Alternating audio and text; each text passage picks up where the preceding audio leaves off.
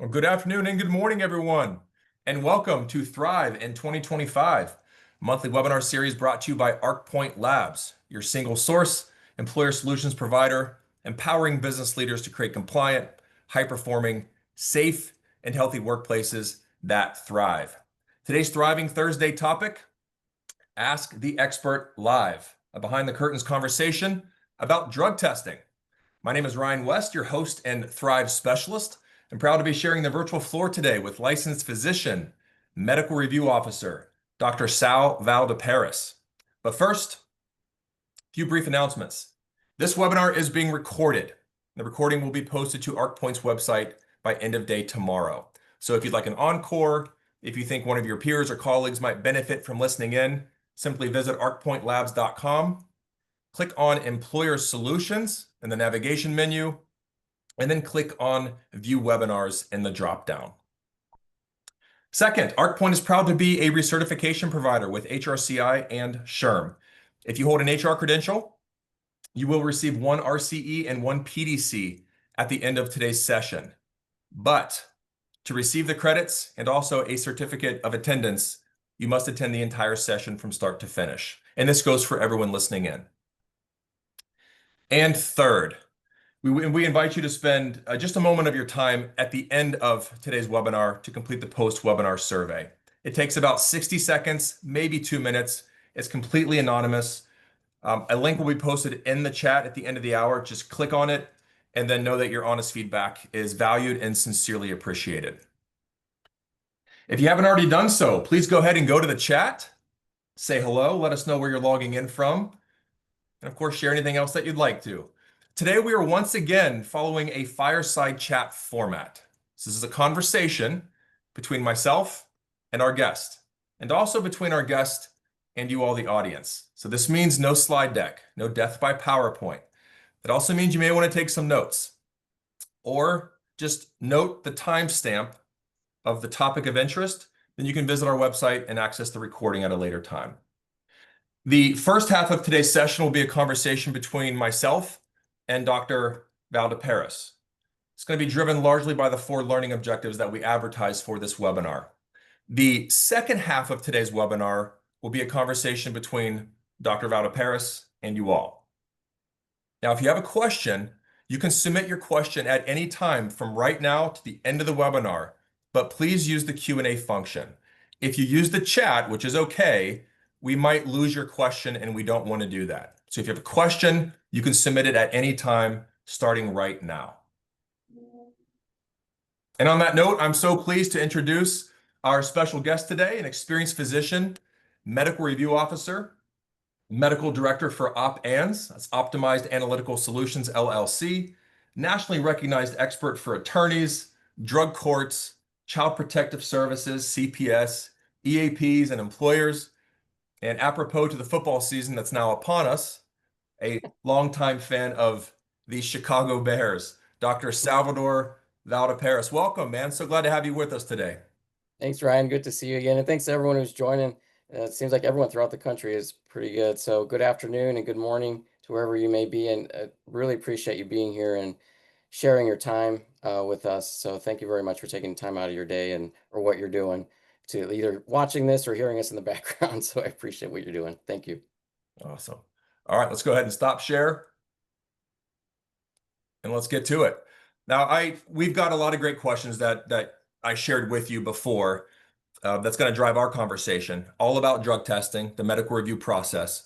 But before we get to those, the meat of the questions, right? I think it's helpful to start with some textual questions, some foundational questions.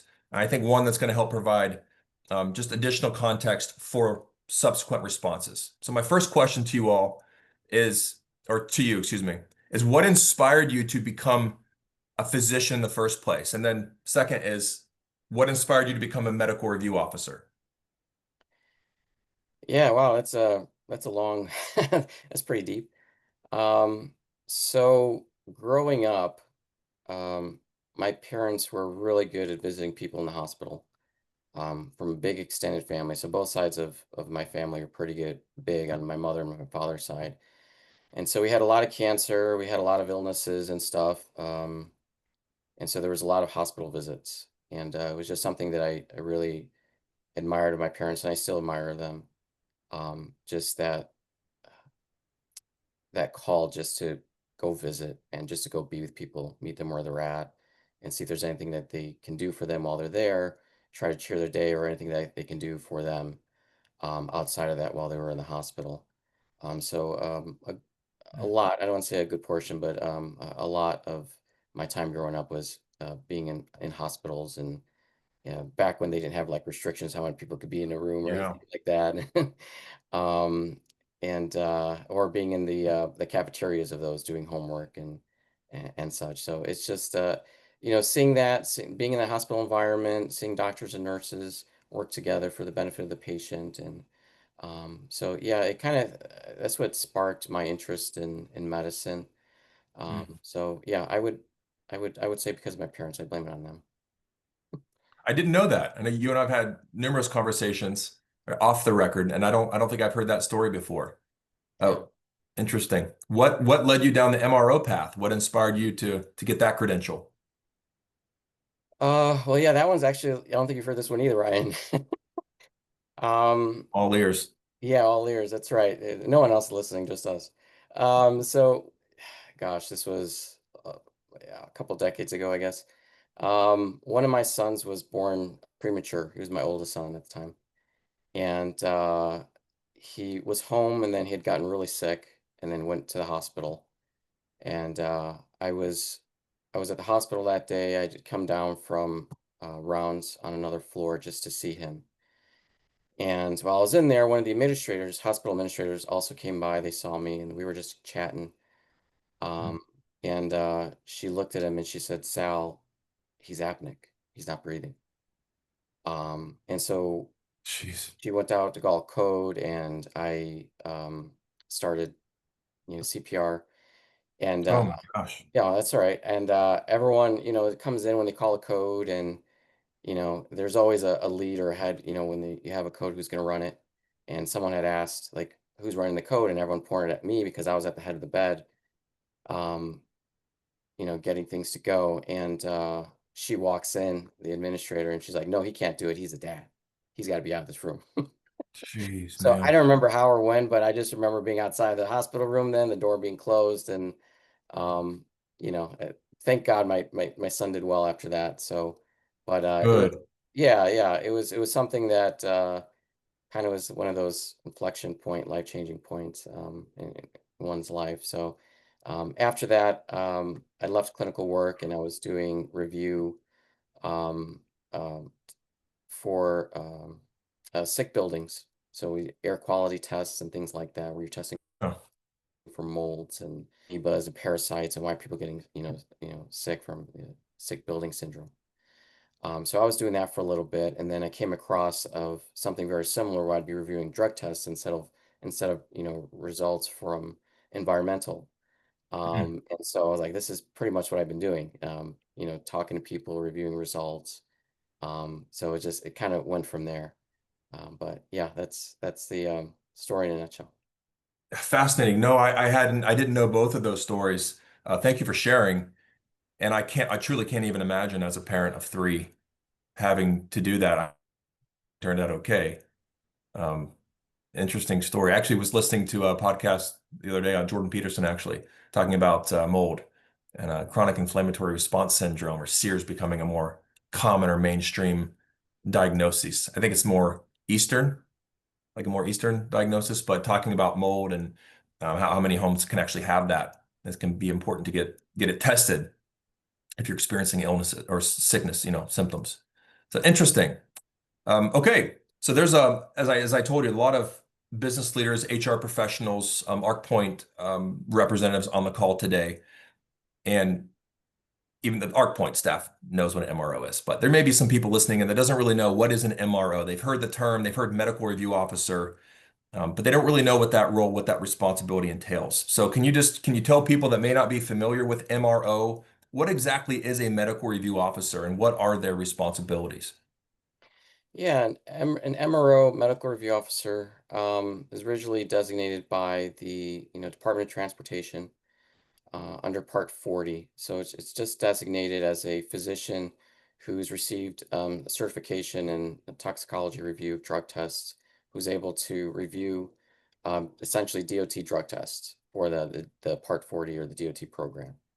Um, Ever since then, other institutions will use an MRO as well because MROs are essentially a gatekeeper, are impartial. Because you're a physician or we're physicians who are MROs, we're able to, review the drug test, but also get that medical information that's necessary to see if that drug test can be overturned from a positive to a negative result. So if they have a prescription and such. And then also times there's, situations where someone all of a sudden they can't pee, right? You get a shy Hmm. bladder. So, just reviewing medical records and situations like that. So that's where we are. Is we're just gatekeepers to that drug testing process for the donor and for the employer. So the stalling, I can't use it. That never happens in our profession. Sal, it just doesn't happen. I know our That's our owners listening in can't relate to that at all. But they can probably pick up on the sarcasm though. Yeah. right. That's right. No Yeah. shy bladders, no shy lungs, no dry mouth. That will be Mm, happening next with the oral fluid No, and no. but Now yeah. I know that you've personally reviewed more than 500,000 positive drug test results over a nearly 15-year span, which is an insane number. And yes, you heard that right, 500,000, half a million. I think that number also, unfortunately, kind of represents the number of substance users in the US. This is an ongoing problem. It's not going anywhere, especially in the age of marijuana becoming destigmatized, decriminalized, legalized. Yeah. What patterns have you seen as an MRO in your tenure, in your 15-year span? Um, what lessons, I should say, but what lessons have you learned as an MRO that you think would be good to share with our audience?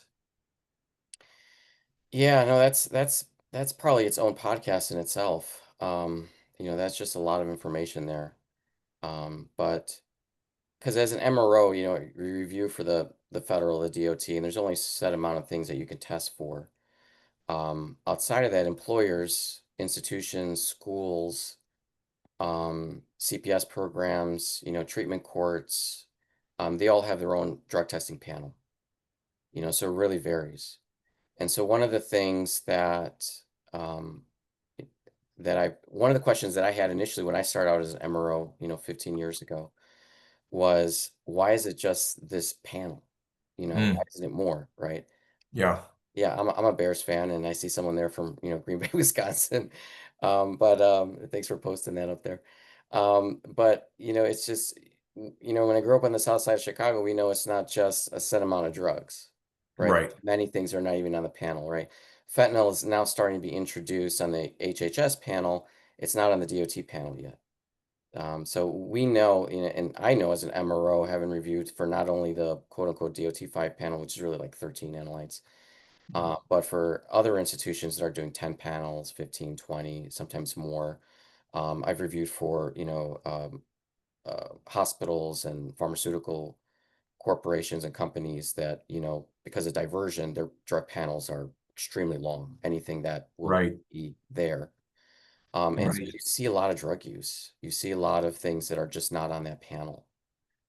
So it's just amazing, and it's just what we're seeing, with the data, for the past few decades. It's not only sticking to sure, uh, the most popular ones are still going to be methamphetamine, marijuana, cocaine, etc.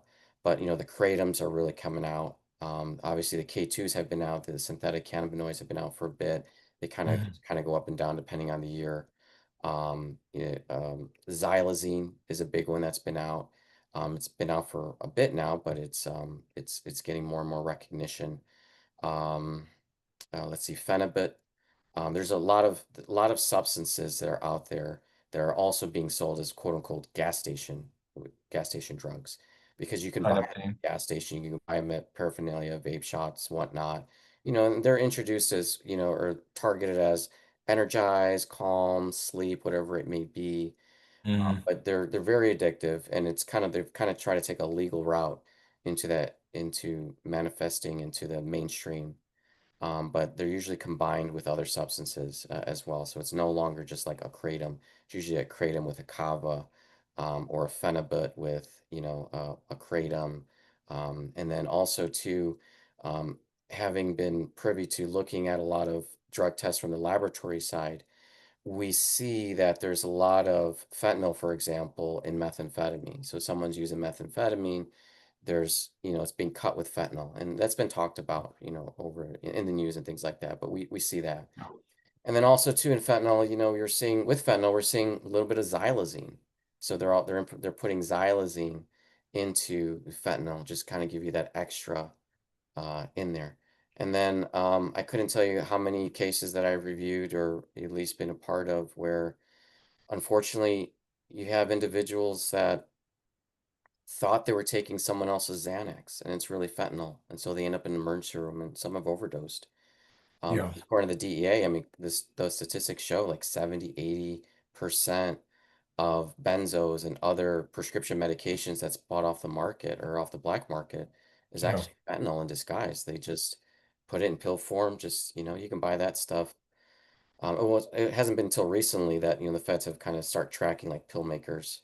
So yeah, like Amazon, where otherwise you could buy that over stuff, but, over that, but they've been tracking that now, just because of the ease of drug use and drug making yeah, out there that anybody can do now. yeah. Yeah, so I think you're highlighting a lot of points that we reiterate to our clients quite a bit. One, there's a lot of substances out there.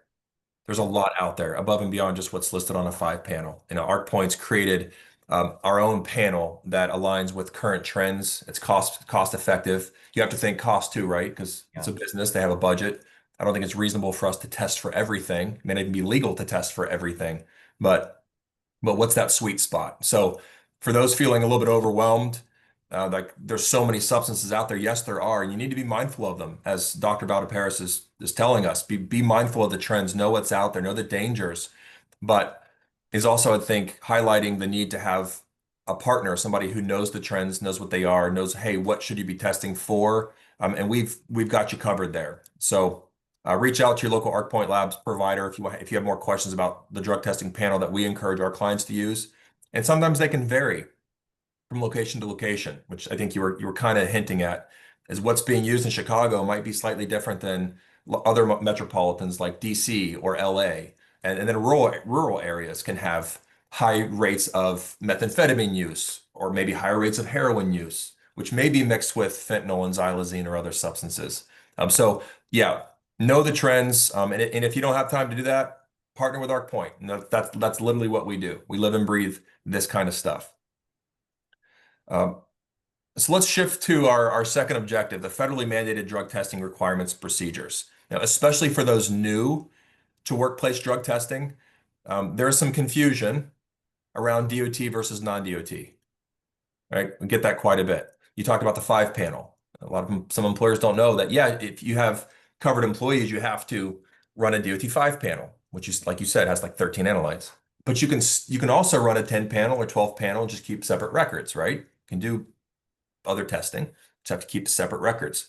Can you speak to the main differences between the DOT, non-DOT drug testing, and then kind of maybe walk us through the federally mandated process for testing? Like once somebody gets selected for a test, say random post-incident, reasonable suspicion, what happens? Yeah, and we've kind of talked about it a little bit already, but yeah, there's the difference between the panels. But I totally agree. Like, if the program, if you're a company, if you're an employer, if you're doing DOT work, yes, you just make sure you just follow that, keep the separate record and such. But the feds also suggest that if you can't have your own panel as well, right? And some of them it's a bigger panel. Other times it's just a different modality of testing. Some will use because I mean oral fluid is now accepted, but it's still not really out with DOT. Right. It'll be a while. But so oral fluid, hair testing, whatever it may be that you think would be beneficial to your program and what you're looking for, because there's positive and negatives with each type of drug testing that you do. And also if you Which we're don't, going to get into, right? yeah, we can go into that Yeah, too. we'll get into that. Yeah. But yeah, so with the DOT, I mean, one of the great things about the DOT, and they do get picked on a lot, and I've given my frustrations to them as well. But there's about 400 regulations in the DOT Part 40.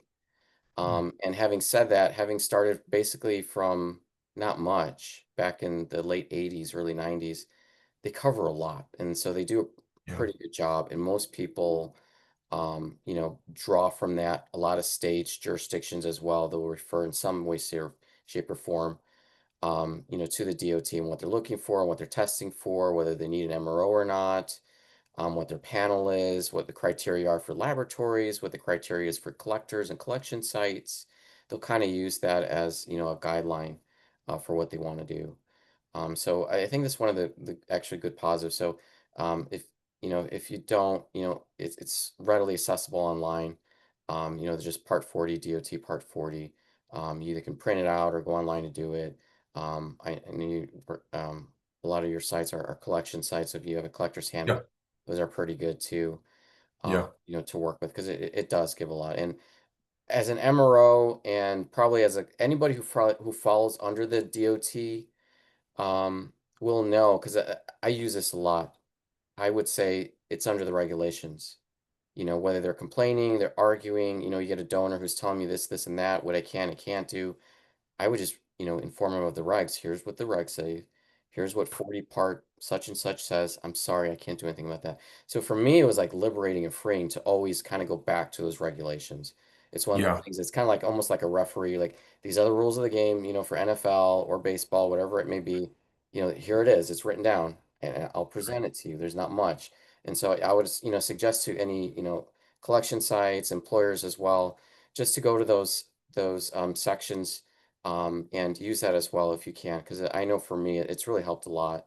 As opposed to, because you can get in sometimes arguments of what they want you to do, what they don't want you to do, and it's understandable. Some of them are, I understand, but it usually comes Yeah. down to with the DOT, it's like this is what the feds are saying, what you have to do, and even the employer has to abide by this, and the collection site has to abide by this.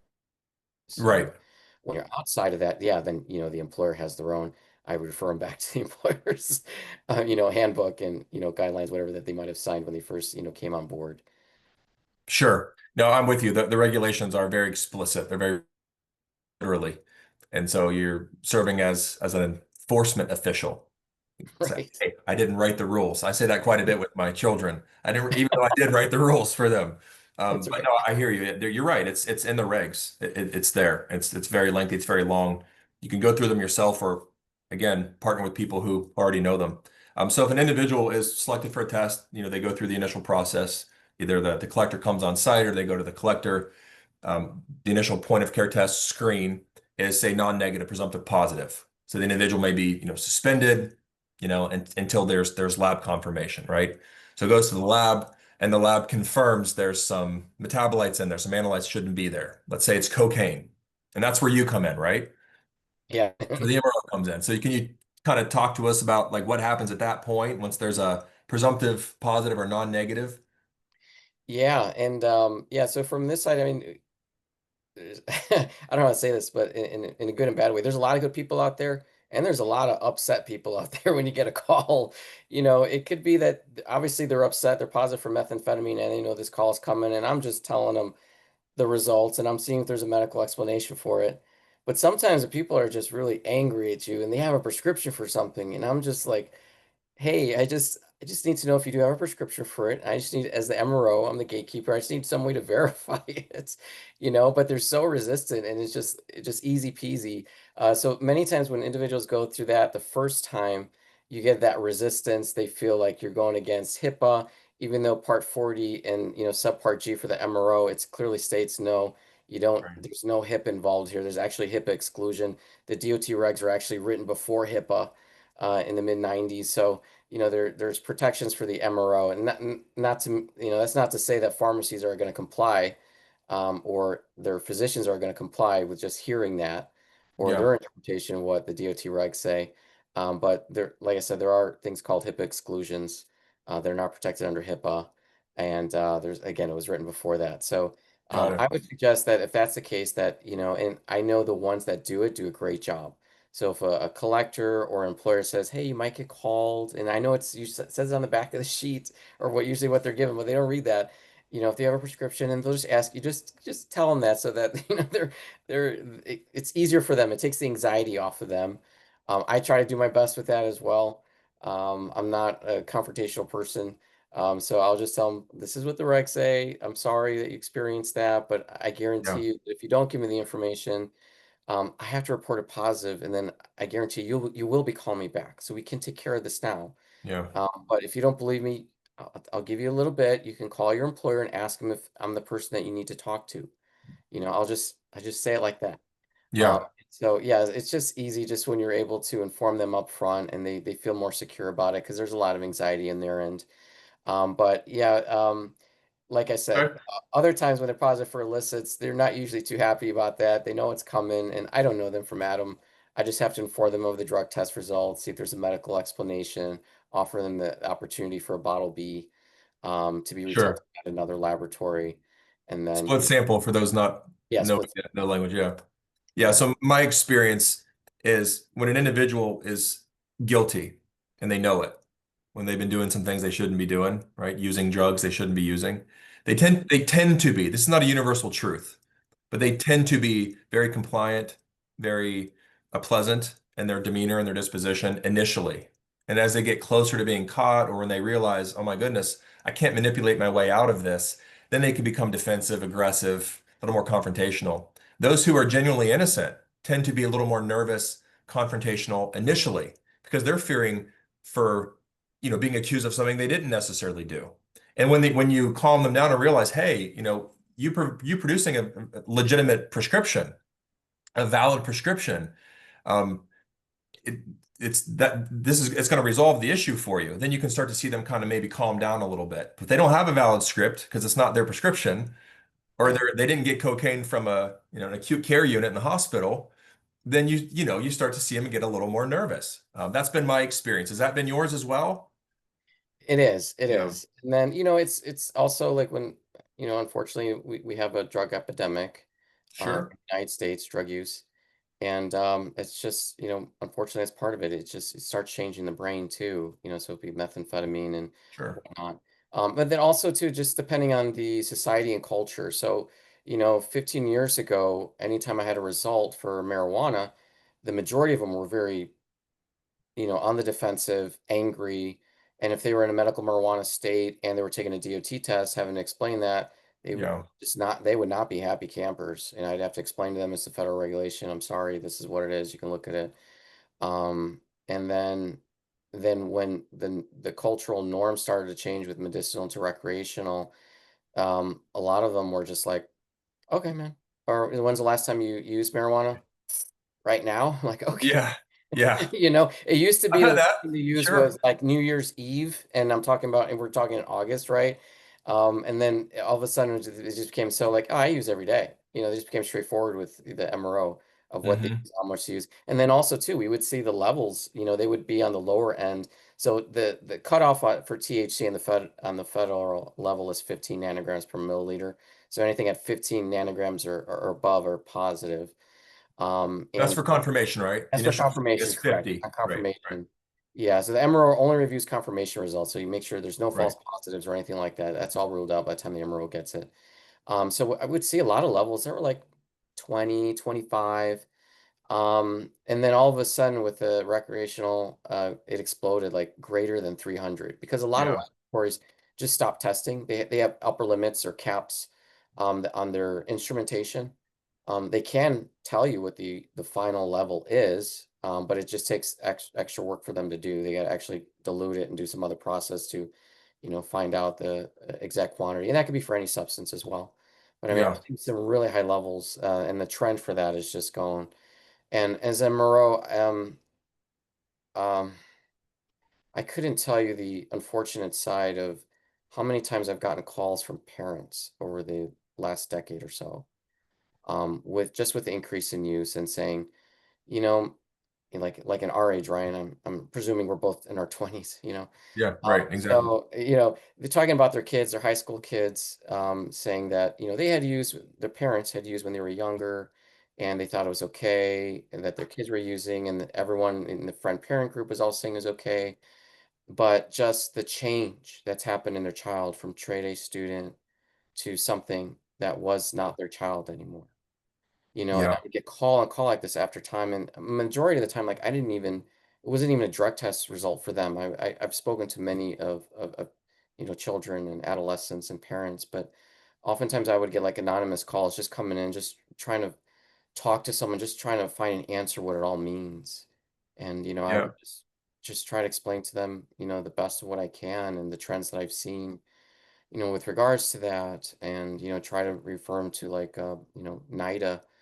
They have a pretty good site. And now, like, over this past year or two, you're starting seeing more and more groups that are popping up, from that perspective of trying to give information, trying to inform kids and adolescents Sure. at an early age about drug use and things like that. So, Absolutely.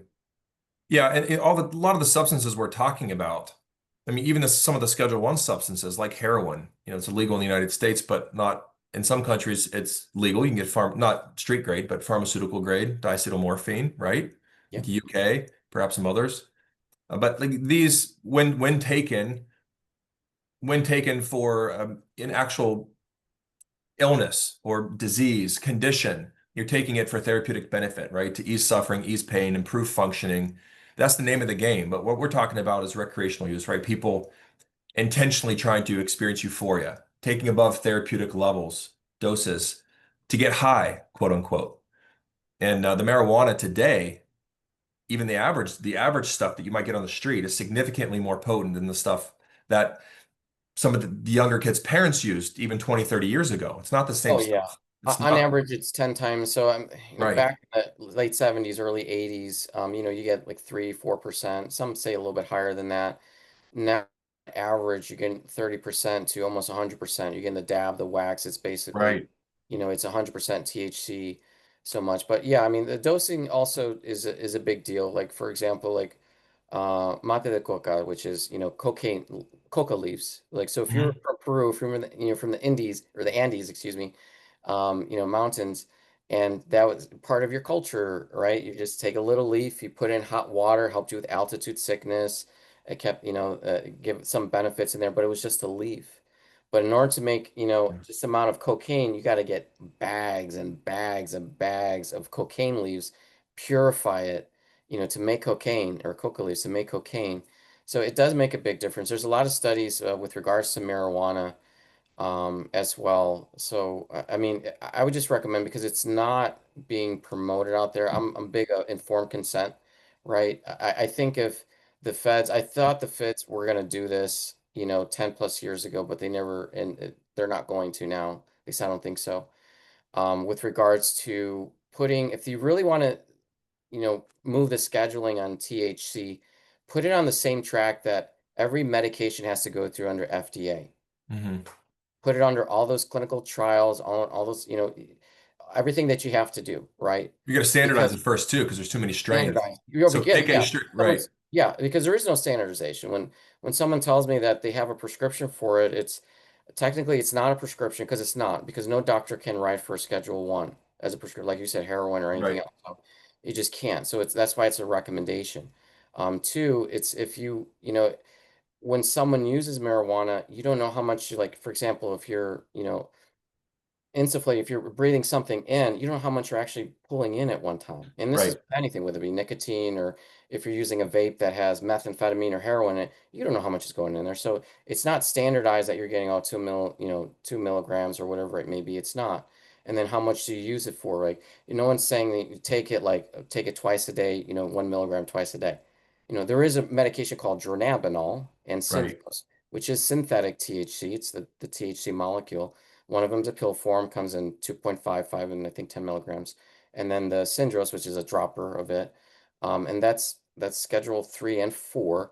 And that's been around for, a long time now. But yeah, so there was a study done back in, I think, 2017, 2018. I think it was the Lancet who did it. So they had looked at THC use in countries where it was legalized or decriminalized in certain capitals throughout Europe, and then Sao Paulo, Brazil. Why they picked that, I have no idea.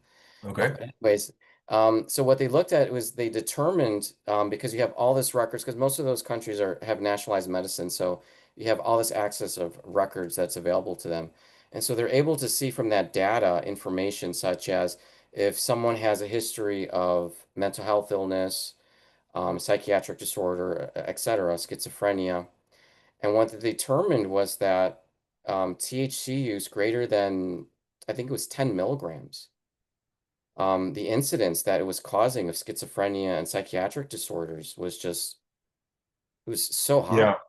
I think and I don't know if this is widespread in the literature, but I know I have seen this in the literature that a common starting dose for various ailments, whether it's neuropathic pain or anxiety or sleep, is 5 milligrams. So that's 10 milligrams is not that. I know it's twice as much, but it's not that much more, considering that some people who are using, wax, the distillates, the concentrates are getting far more than 10 milligrams when they consume, right? A common question that people will ask is for marijuana, but other drugs too. When an individual does consume, say, a legitimate prescription medication, right, can you tell from the levels, from urine levels, maybe it's an oral fluid or from hair, can you tell if they were taking their prescription as prescribed? Were they compliant or were they abusing it? Is that possible? Is that something that you do as an MRO? Do you make that call?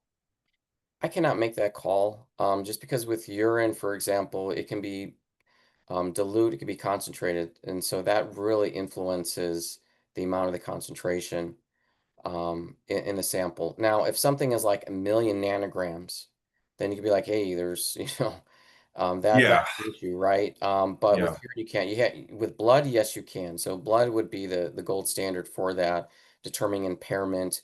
Because with blood, with pretty much all substances that are prescription, there is a because when they want to go to market, they have to determine for themselves what therapeutic levels would be, right? Because they don't want toxicity occurring in the patient.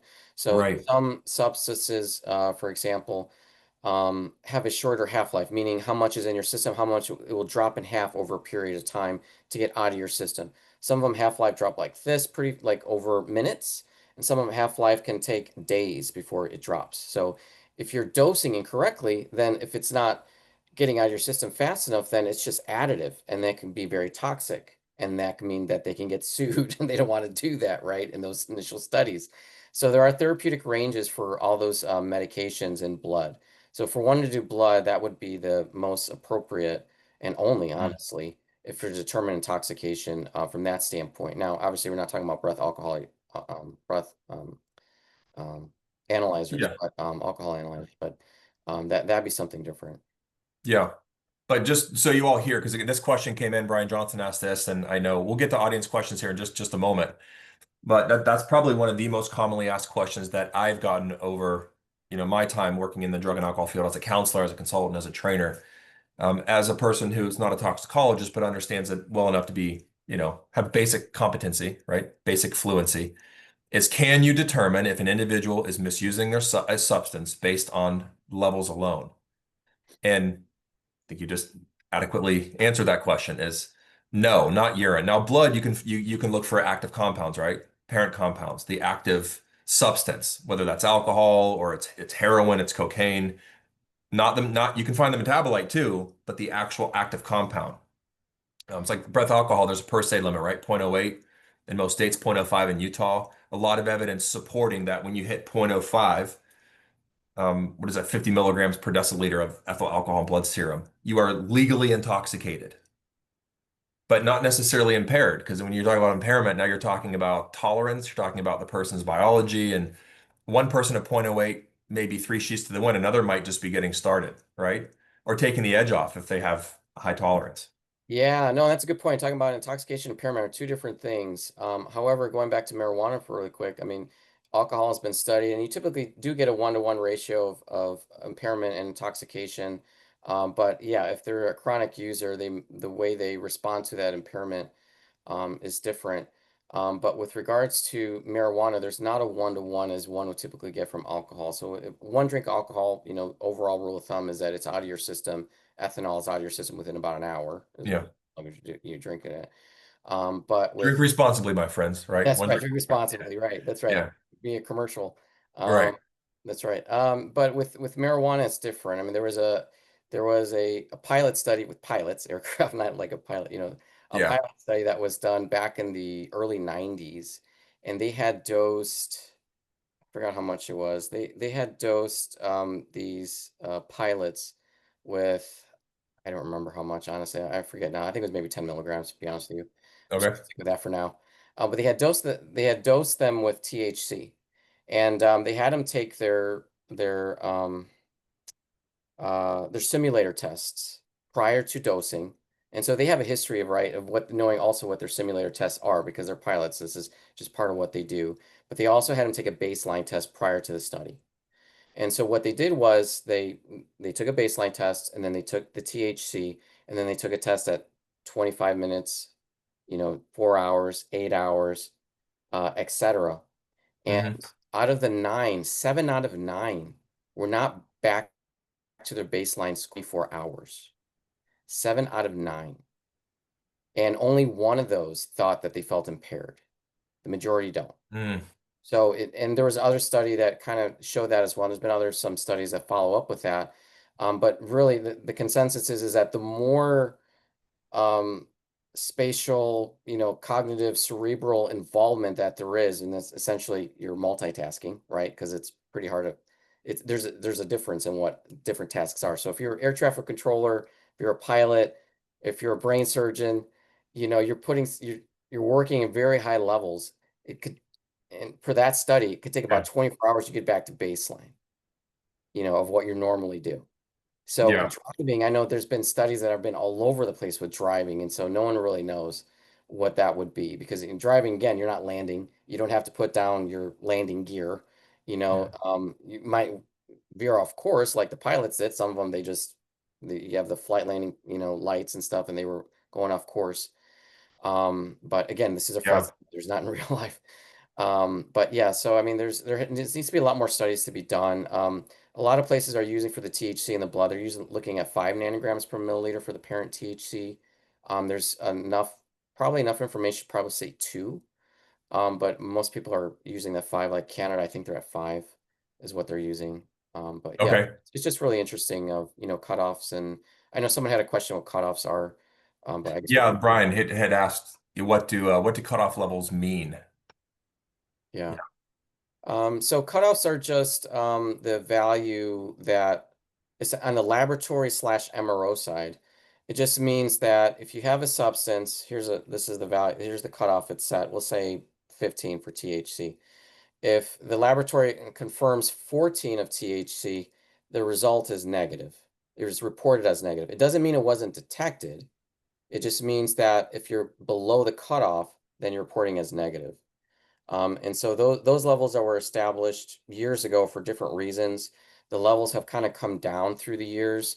But my understanding from the technical side in the laboratory back when they were putting it all together back in the late 80s, early 90s, because it's still relatively new. I mean, it's only, I think it was in 87 where you had that push. I mean, the push for federal drug testing has been around since the early 80s, because there was a big problem in Department of Defense, the Pentagon.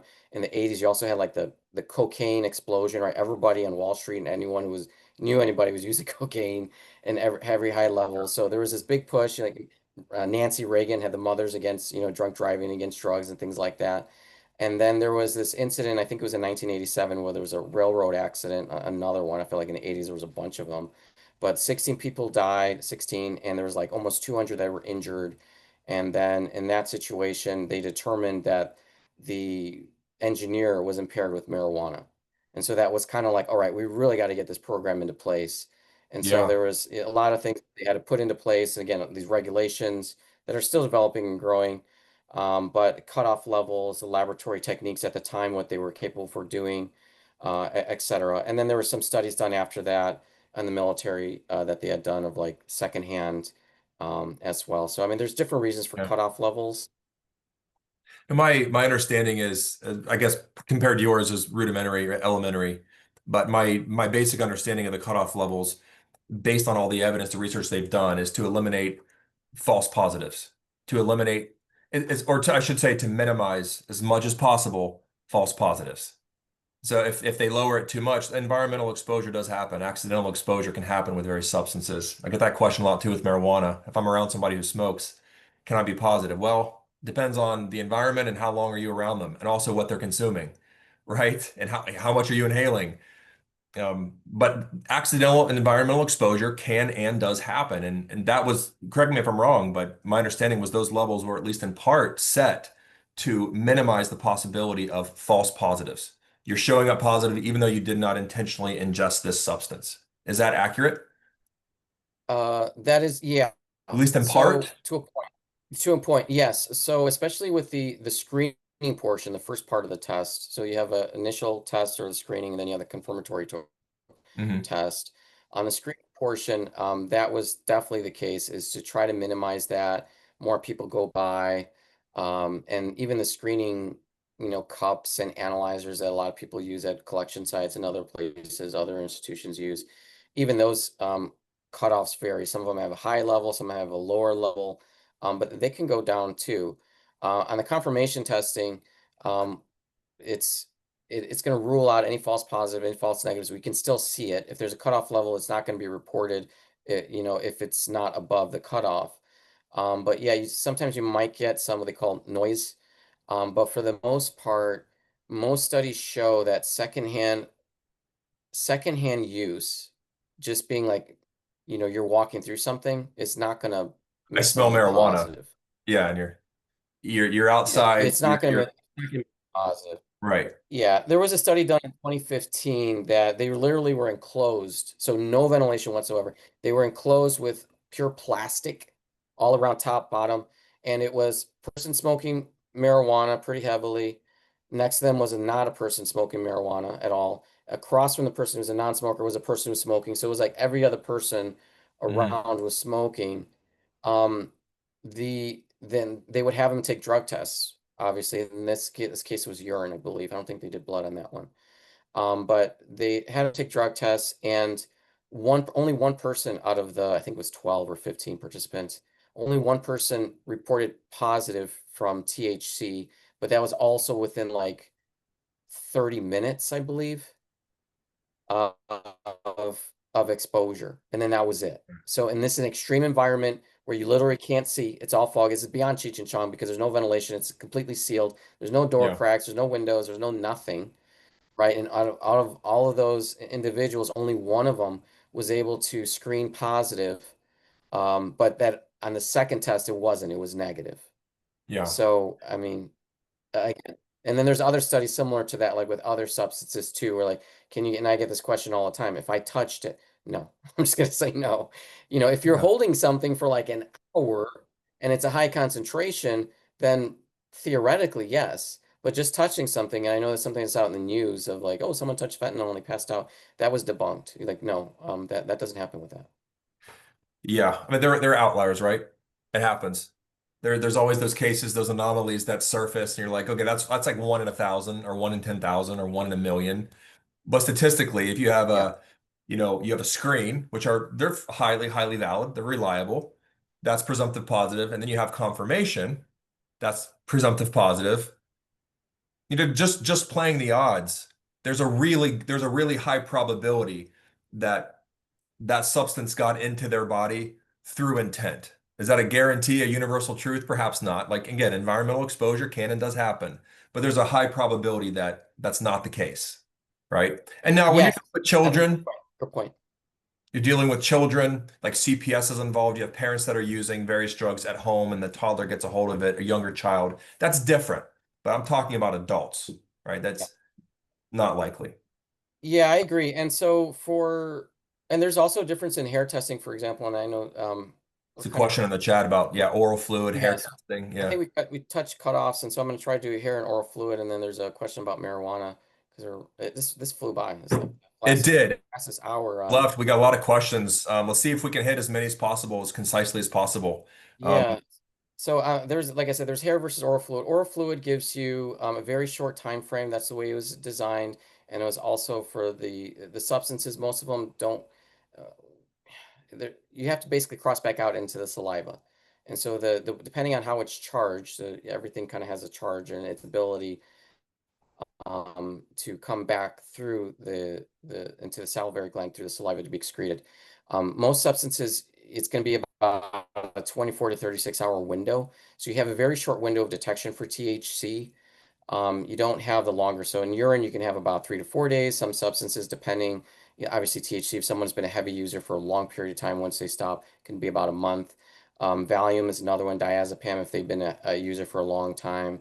Um, Phenobarbital can be a couple weeks. But for most substances, it's about 3 to 4 days as a rule of thumb. Oral fluid is about 1 to 2 days. THC is the shortest, probably about 24 hours. Hair test, depending on where you get the hair from. So this hair kind of grows consistently. So most of them are, get from there, but you can get from anywhere. You get face hair, neck hair, arm hair, leg hair. So rule of thumb for this is it grows about half an inch per month. And so when the laboratory receives it, that's why they try to ask you to get about, a little more than an inch and a half cut, because then they'll test for about a 90-day window. So, half an inch for three, an inch and a half for um, a month is, 3 months there or 90 days. If they get a longer section, they'll still only typically test just that inch and a half, the 90 days. When you go to other parts of the body, I always like to say keep apples to apples. So if you're going to do hair, always stick with hair. Obviously, if someone tries, I mean, head hair, just try to stick with that. If you're going to go to leg hair, and I mean like calf around there, that's going to be like a 6 to 9 month window. Is more you start moving more centrally towards your core, you get a longer window of detection just because you have hair that doesn't really die and fall off. Hmm. I'm using males, for example, like most men don't shave their legs unless you're swimmers or bikers or whatever it may be, right? So you have leg hair, the lower leg, and then you might have thigh hairs. That might go back from 9 months to maybe to a year. Hair that's like around their chest, there's some that can remain dormant for almost like 36 months, 3 years. So if someone were like show negative for here and then you go here, you're doing a disservice to the individual if they don't know that. If it might have, yes, because they know they know they had used in the past, but no longer had been using. So I've gotten many questions on those where I had to come to the defense of the donor. Be like, no, that actually could be correct. Okay. Just make sure you keep apples to apples on that. Go ahead, Ryan. Is there another question? Otherwise, I know there was a medical. Yeah, yeah, several more. So the rest of them should be fairly easy. Had a driver test positive for cocaine. He insists he has not used. Is there any way that he could test positive without having used cocaine? No, and I'm presuming all these are confirmation tests. No, if it confirmed positive for cocaine, with the DOT or even I apply this to the non-DOT, anything that is circumstantial or hearsay, my father's brother, sister, best friend's former roommate slipped into, he baked it into put it in my ex-spouse. I've heard this. I've heard all these, Yeah. right? And I'm sure in the chat they can read all the excuses that they've heard as well. No, it's Yeah. not a reason. It's not a medical explanation for cocaine. The only medical explanation would be if they had a surgical procedure where actual cocaine was used and it comes in 4 and 10% solution. So MRO, I would verify it. I would call up the doc, make sure, or the hospital after receiving that, because I couldn't tell you how many times I received documentation that has been altered. Got it. Yeah. Okay, another question. Is it suspicious if an employee's urine test consistently shows a negative dilute result? And then the follow-up is, how much fluid must one consume to dilute their urine? It's really going to depend from person to person on how much they have to drink and when they have to drink. I wish I had an answer for that one. But yeah, I would agree with you. If it's always negative dilute when they know a test is coming, the only recommendation I would have is one, try to, keep it uninformed for them. Don't tell them the night before you're not supposed to, or the day before. And then also too, when you do tell them, have them go through the first, as early in the morning as possible. So if you open at 6 a.m. or 7 a.m., have them go in this, basically decreasing that window of opportunity for them to be drinking, right? As most people know, is when you wake up, that's probably the most concentrated, unless you've been drinking throughout the Mhm. night or whatever it may be. So that'll decrease that and it'll hopefully give you a better look at what their urine is without having to be in the dilute negative Okay. ring.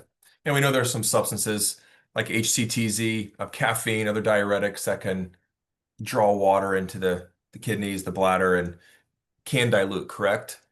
Like They that can, can happen.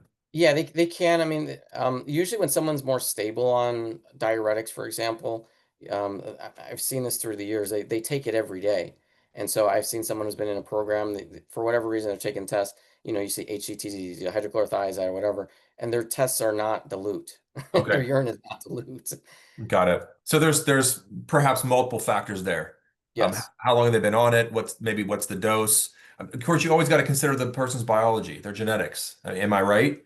Because yeah, every person can absorb, metabolize, process drugs differently at different rates. I mean, that's when they do those studies and they look at, 30 different people and they're smoking are consuming the exact same amount, and then they test them at 1 hour, 2 hours.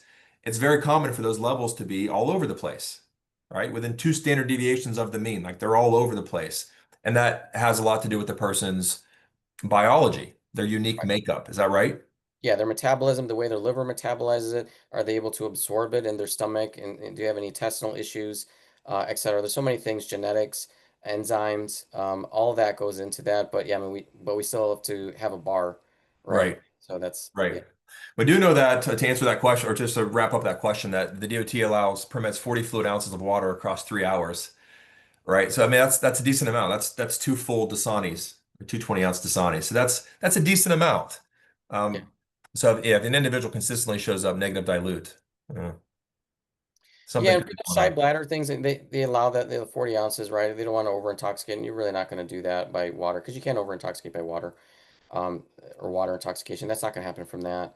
But usually, most people, like if you were to do like a bladder scan after someone voids, they urinate and you check the bladder, they usually have like 15, 30, 40 milliliters of urine in their bladder afterwards. So even when they're like, oh, I can't go, like, no, you can go. Like, there should be enough to produce Interesting. something in there. Yeah. Interesting. All right, let's do one more question here, and then we'll get to the closing comments. If let's do this one. If an employee tests positive for marijuana, let's say they're a DOT covered, right? Covered employee, and they test positive for marijuana, and they have a medical marijuana card. How do you report that to the employer, negative or positive? You said it's DOT? Yeah, let's say the Oh, DOT. yeah. Yeah, DOT, unfortunately, because, and again, it's really easy to have, I'm grateful for that regulation. You have to report it positive if they have a medical marijuana card. The only exception would be if so if they're taking dronabinol or Syndrose, then you're able to verify again it's THC, but it's synthetic, it's made in a laboratory.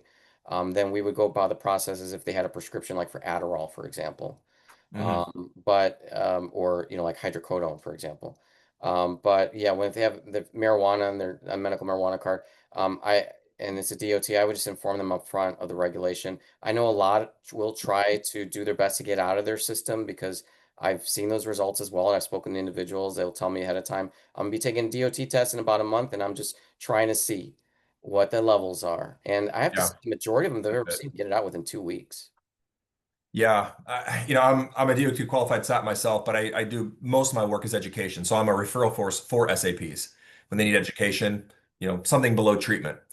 And more often, I would say roughly two-thirds of my clientele are positive for THC, and an overwhelming amount of them are taking some type of CBD product or over-the-counter product. It's legal in that state, but they're a truck driver, but it said THC free on it. It's like, Yeah, yeah, it's not as regulated as I'd like it to be. Just tread very carefully. I think for so many people, as you said much earlier in this webinar, education can go a long way. it does. It Positive does. because they intentionally were trying to get high.